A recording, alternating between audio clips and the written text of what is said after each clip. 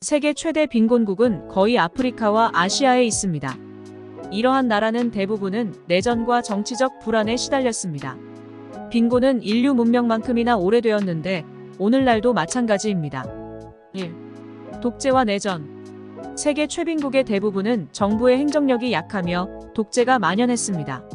정부 행정력의 결여는 연쇄적으로 영향을 미칩니다. 약한 행정력은 법과 질서를 제대로 유지할 수 없습니다. 또한 의료와 교육과 같은 필수 서비스를 제대로 제공 못합니다.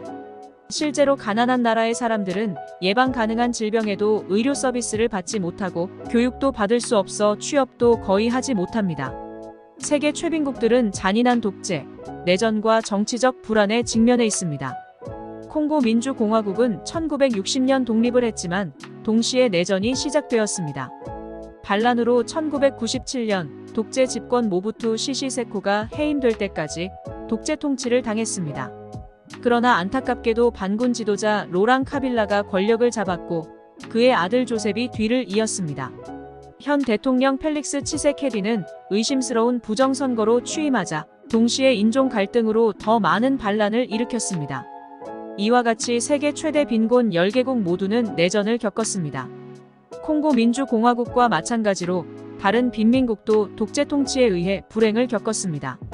최대 빈민국 28위인 짐바브웨의 로버트 무가베는 부정축제로 최대 10억 달러에 달하는 재산을 모았습니다.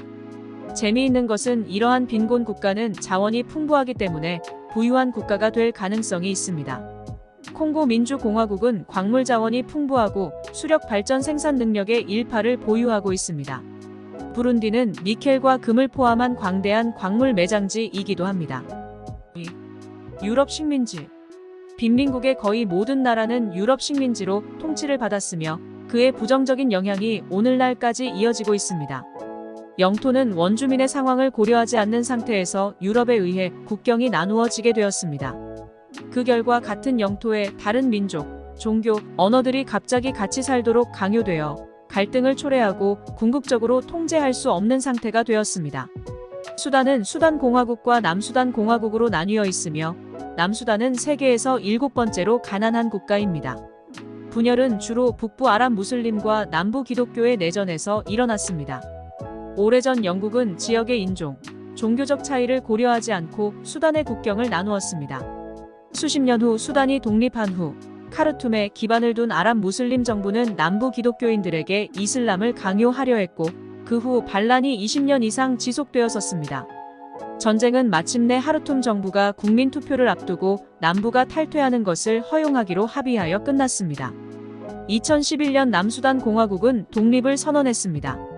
에티오피아, 에리트레아, 니제르, 중앙아프리카 공화국, 차드, 말리에서도 비슷한 분쟁이 일어났습니다. 이들 모두는 유럽 식민 세력에 의해 다른 민족, 종교 집단이 같은 나라로 통합되어서 발생했습니다. 3. 변화가 필요합니다.